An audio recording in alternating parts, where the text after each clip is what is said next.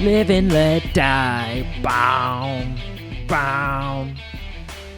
Boom. No?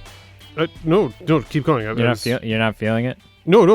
Bum, I'm eating popcorn. bum, I'm listening. Bum, bum, bum, bum, bum.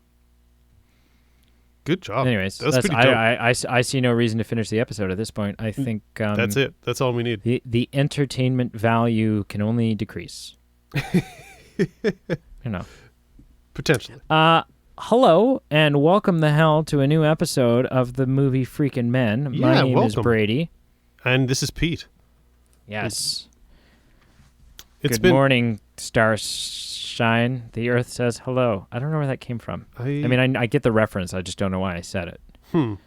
But, well, welcome back. It's been a while since we've had an episode like this. Oh, it's been too long. I want to move on. I want to watch more 007. Yes, I do too. Got to get through it. I didn't realize how much I was kind of getting into it. Yeah. I guess not getting into it, like more just going through the series, and I'm just ready to move on. The 007 series is kind of like debt. You just don't realize how much you're getting into it until yeah, shit happens. Mm-hmm. Yeah. Well, this is our next installment, the 9th episode in the James Bond series, where we are watching all the films and leading up to the new No Time to Die Today coming out, including everyone's favorite films, the non-Eon ones. Mm-hmm. Yes. If you don't know what that means, you're probably listening to the wrong podcast. No, I'm just kidding. Non-Eon films were two 007 films that were not in the same continuity as the loosely followed continuity that the rest of the films have. Right. So ultimately, it doesn't really matter. But, yeah. Right. Live and let die, a motto that I always live by. You know, it's on my passport, so you could say the same about me. Ultimately, it's why I can never keep a fish for more than like a week, because I don't feed them, and I just think to myself, well, I'm going to live and let them die, and let die. Okay. Yep. Yeah. Hey. Yeah. You got to do what you got to do. Yeah. So I'm not ready for kids, but we'll get there. Not at all. Well, no, I'm joking. Just with that motto, not at all. But in real life. Oh yeah. You're there. Yeah. I got the brakes on. We'll see.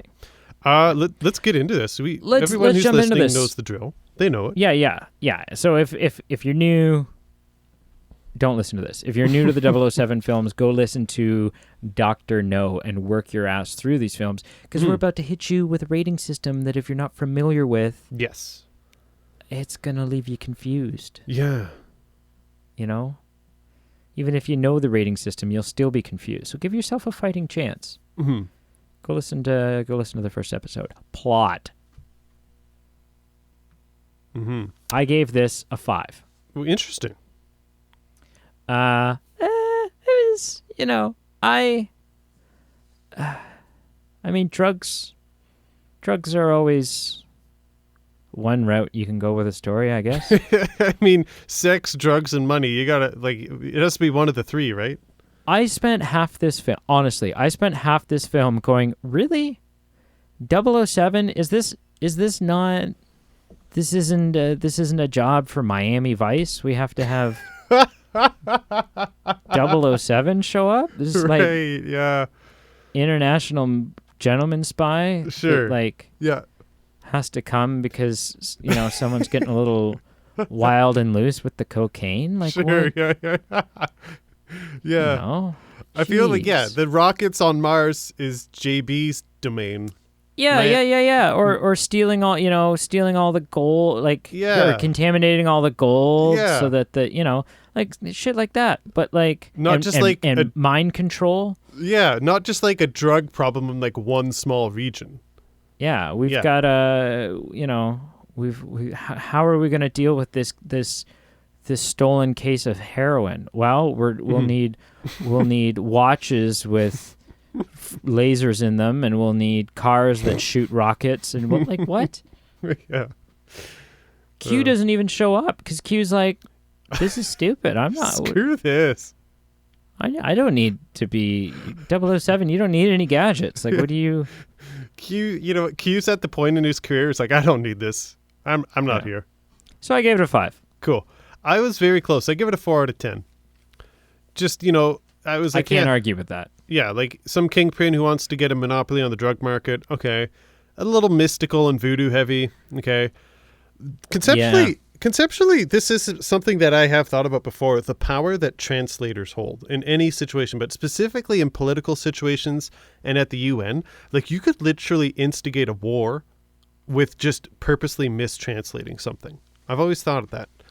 Yeah. And the one note that I want to end off is it kind of made me chuckle, kind of made me go, holy crap. But I was watching in an opening scene, and they're in Louisiana, New Orleans maybe.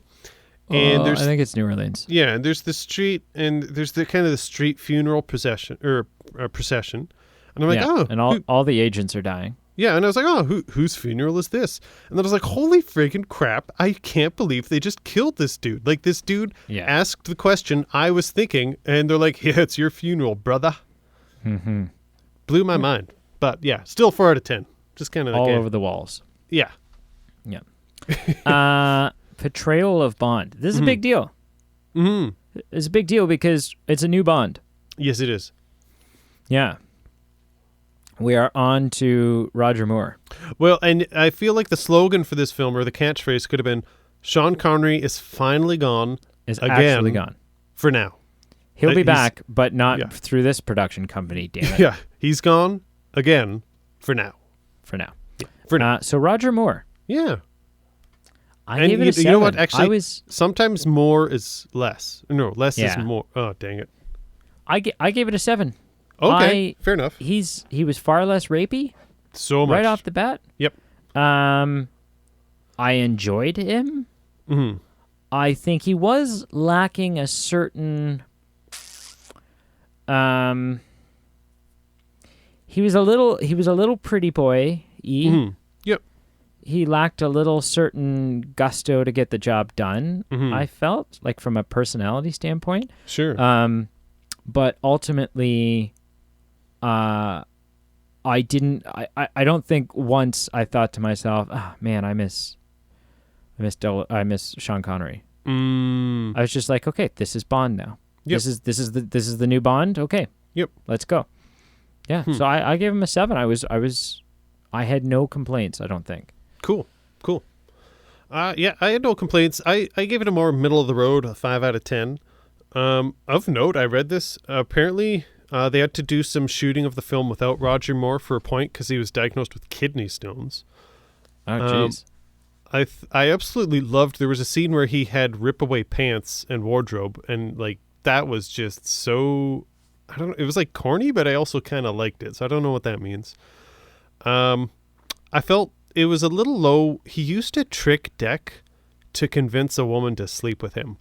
And that part was kind of rapey. It felt low to me because this is a girl who believed in the power of these cards, and he really manipulated that. And I was like, dude, that's even low for you. Well, she seemed to actually have the, like, I felt like the film was suggesting she has the power. Like, yeah, this power is real. Sure, but it was a trick deck, man. Like, come on.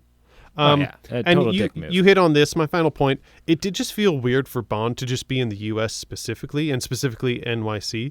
And it was just so unusual because it wasn't like a global setting of like, here we are with espionage and doing some other things. It was, like you said, like Miami Vice. Like, it just felt wrong. So 5 out of 10. Mm-hmm. Villain. Mm-hmm. I gave it 6. Oh, wow. It was okay. I thought he was sort of menacing. Sure. I wasn't always as interested as I thought I should be, and I was really thrown for a loop at the end when the drug lord had a Spectre level secret lair. Yeah. And I'm like, what? How? And but more importantly, why? Right. Like, you just deal drugs. Like, what? It does seem overkill. Why do you have a hidden base with all this crazy tech? Yeah. Just seem a waste. So that felt like an overreach to me. Sure. But I gave him a 6. I thought for what the plot point was, for it being, a narcotics issue, I thought he played the role well. Right. Yep. No, that's fair. I was a little more hard on this. I gave it a 3 out of 10. Oh. Yeah, it just wasn't I wasn't picking up what he was laying down. I did think it was cool. Just I actually kind of liked how rigged up the restaurants were, just because it was next level. It does seem a little unnecessary, but it was just kind of impressive. But just 3 out of 10. It wasn't for me. I know I'll never sit in a corner booth again. Never happening. Ever. No. Gadgets. Yes. I gave it a 4. Interesting. This film really, it kind of took a step back. It took, yes. Q never shows up. Like, there's this. Yeah. I guess it's just Q was on unimpressive. Holidays? I don't get it. Yeah. From a gadget standpoint, I mean, what even was there? I made a list. There was a magnetic watch and an inflation bullet. The magnetic watch, the inflation bullet doesn't make any damn sense. The magnetic watch, the physics of it seemed to change quite a bit. For sure. I mean, it was cool that he was able to, get the boat to come over with it. Like, that felt 007-y. Yeah, I guess. But then, equally at the same time to, run across the alligators. Yeah. I was like... Really? Is he Indiana Jones, or is he... Yes, exactly. Or is he 007? What's going on? Make up your mind. Yeah. I gave it a 2 out of 10. I was not impressed. Magnetic watch, inflation bullet, pretty lame. So far, this film has consistently scored lower for you than it has me. And I read a note online that the creative team decided not to include Q because they felt at the time quote unquote too much was being made of the film's gadgets, and they decided to downplay this aspect in the series in this film. And I thought, that's what we want. That's what James Bond is. He's useless without his gadgets. Yes. He's not. Why. But well, he needs them.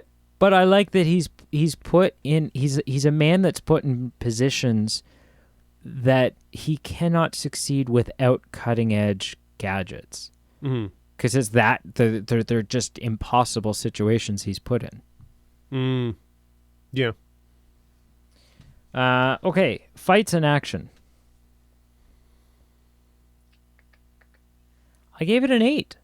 I thought the fights were really good. There was some really intense car chase stuff. I really liked the fighting in this film. Sure. I liked the action. It felt like the fighting and the action in this film felt like a step forward. It felt like, it felt like the beginning of a new era of fighting and action for 007 films. Okay. So, but you disagree. Usually, it's funny. We usually are pretty in line with these 007 films. Yeah. But so far, we're a little off. I gave the fights a 3 out of 10. A what? Fights and action, 3 out of 10. 3. Wow. Yeah. Okay. So, there were just some sequences, like in the voodoo rituals. Like, that was a pretty, I say this sarcastically, but a pretty killer fake snake. When he was, stranded on that island, it didn't seem that ominous. I was like, dude, you could maybe not jump that length of water, but you could jump it and probably land a foot from where you need to be. I was thinking that. I was thinking that's, yeah. Just wait till literally wait out the alligators, or even right away, they weren't even there. So it's dude, now's your chance, jump and swim the 1 foot. Yeah, just even the scene, he lands at an airport and gets kind of double crossed or what have you. And he was outnumbered 57-1, and he still got away. Yeah, he did, because he's amazing. There was a lot of chase sequences where the assailants make just asinine decisions. They'll land in comedic places, and because they'll make a turn and a car will land in water or a boat on land, and it just led to 7 additional minutes of crashing, just that weren't necessary. I did like how he kind of crashed some parties, like in the voodoo rituals, and he just shows up, guns a-blazing, and there were some moments that were redeeming. Of note, I don't know if this is true, but I'll end up on this thing that I read. Apparently, the producers reportedly were required to pay some protection money to some local Harlem gangs to ensure the crew's safety when they were in New York. Apparently. Wow. Apparently. That's kind of terrifying. A little bit. Huh. Yeah. Okay. Yeah. What do we got next? Bond Girl. Bond Girl, yes. I gave this a 4. Once again, I'm not even sure who the Bond Girl was. Yeah, I hear you. I sure shit wasn't Honey Rider. That's all I know. Yeah. It's a 4. I didn't care. Yep. Just didn't care. Did not. No. That's it. That's it. Cut and dry. Yep. I have nothing else to say about that. It's just shit. I've got a lot of question marks. Like, was it Rosie? Was it the fortune teller? Just, it was weird with Rosie, and there was this underlying theme of every woman he interacted pretended to be head over heels for him and then would like stab him in the back. And I was just expecting it to happen over and over again after it happened a few times. I gave it a 2 out of 10. There was a smidge of a backstory with her, like that her mother and grandmother had these gifts, and I'm obviously talking about the fortune teller. But It obviously wasn't delved into to a degree that I thought was well done. And in all seriousness, this poor girl's going to have some serious PTSD for her life because she's always fearing that her past will chase her. And I actually felt bad for her, but yeah. 2 out of 10. 2 out of 10. Mm-hmm. Supporting characters, I also gave this a 4 because Q didn't show up. Yeah. And... Felix Leiter. Like, yeah. I don't. I just think I'm going to notoriously be scoring supporting characters relatively low for the 007 films. Right. Maybe until we get a little more modern. Sure. And we've got, like, or at least when we see Q again, maybe it'll bounce back up. When Q comes back and when we get into the more modern portrayal of M, then maybe I'll care. Sure. But right now, I don't care. I massacred this one. I gave it a 1 out of 10. Oh, yeah. Maybe I was just, maybe I was just in a giving mood. Maybe. But I don't disagree with the 1. No. Like, everything, like, just, Felix was, I believe, another new actor. He said something that I didn't understand. I wondered what the hell a pimp mobile was. I think that was just a generational thing. Okay. There's the racist sheriff who mouths the F-bomb. There was the henchman. There's a lot of culturally... This film didn't age well. There was that awkward scene where the taxi driver was like, I'll take you to a KKK rally for $20. And I'm like, oh my gosh. Yeah. Horrible. And the one henchman... was clearly had 2 hands and was holding a hook in his one hand that was supposed to be a fake hand. Like, it was the worst. It was so bad. It was so bad. It was like he got it at a Halloween costume shop and at Value Village, no less. Yeah. Oh, 1 out of 10 for me. All right. Bond song. Right. You ready for this? I gave this. Yeah. I gave Bond song a 9. And the only reason I didn't give it a 10 is because I want to leave some wiggle room. Sure. But I gave it a 9. It's so good. They use this over and over and over and over and over throughout the film. They did. It keeps playing. Yep. And every time it played, I was equally as excited as the time it played before. Right. Yep. It's so good. Mm-hmm. And this is music. It's not really Bond song. They really leaned into using the 007 theme for action shots as well, which is something you were appreciating in a previous episode. I think, on Her Majesty's Secret Service that happened, and I loved it. Yep. So I gave it a 9, man, only because I felt guilty going to 10. Wow. I went a little bit harder on the Bond song than I'm thinking I should have. I gave it a 7 out of 10, and Okay. I feel like I maybe should have gone higher. The only reason I didn't, because I like you, I kind of was like, I want to leave some room for ones going forward to get a bit higher. And Sure. it's a strong 7, and I'm a little, I went a little hard on it. But yeah, I had no clue of note that this Paul McCartney song was from like the actual theme for this Bond movie. I had no idea there was any relation. And I think you just said Paul McCarthy, and it's important to me that you know that it's Paul McCartney. McCartney, sorry about that. Yeah. Yeah.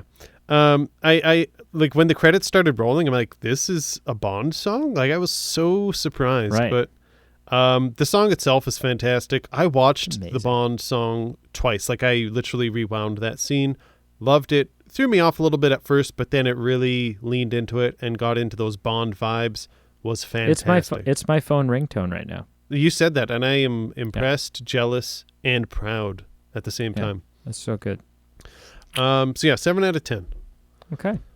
My one little extra category that doesn't category. actually count into the rating is the one-liners. And I think there were two that I liked the most. The one where Felix said, "Relax, he must have got tied up somewhere," which was just a little on the nose. Yeah. And also the classic, after Bond, I think, used that inflation bullet and killed the henchman. He said he always did have an inflated opinion of himself, and I thought those were legitimate. I did. They were, they were spot on Yep. for what we've come to expect. Mm-hmm. Mm-hmm. Yeah. So if I tally everything up, Yes. I get a 6. Interesting. 6 out of 10. Yep. That's fair. Which puts it kind of middle of the road. It scores right around the middle of all of the films we've watched. Mm-hmm. There's definitely worse, Oh, yes. and there's better. Yep. Absolutely. Yep. I would have given this a very low, like this score would have tallied much lower if it wasn't for the Bond song. That really brought up the overall. Oh, for sure. So as much as I think I disagreed with you as far as like our numbers as we were going along, I came out with a very similar result at 5.6. Yeah. There you So go. a little bit lower, but the song was so good that it kind of So good. neutralized things a bit. It's worth it just to watch the movie to hear the song. Can't argue that. No. Yeah. All right. You got some trivia for me? I've got one question for you. I kind of sprinkled some trivia in, just kind of like when you're making chocolate chip cookies and you throw a little chocolate chip here and there and you put it in the dough and you kind of sprinkle it in there and you find it and you come across it and you eat it. And this isn't a really good analogy, but I sprinkled some stuff in throughout. I have the one standard question that I ask you every time. It was a terrible analogy, and please remind me never to make cookies with you, because it sounds like you're a friggin' monster about it. I want you to guess where this film ranks on the tomato meter on Rotten Tomatoes. There are 26 and soon to be 27 films. Okay. Where do you think? Do you think it's in the top 10, 11 to 20, or 20 and above to start with? What range? I'm going 11 to 20. Okay. Where would you put it in that range? You're correct. I'll give you that it's between 11 and 20.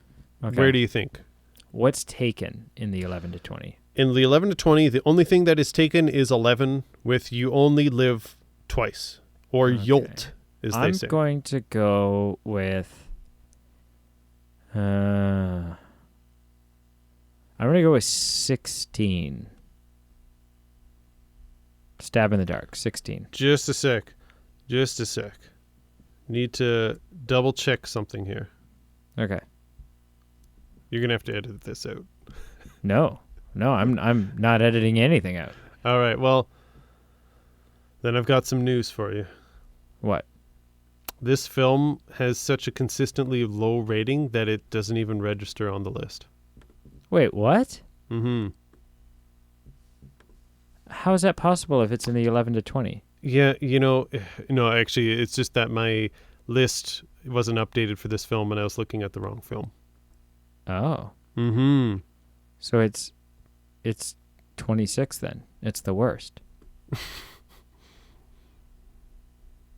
Is that what you're saying?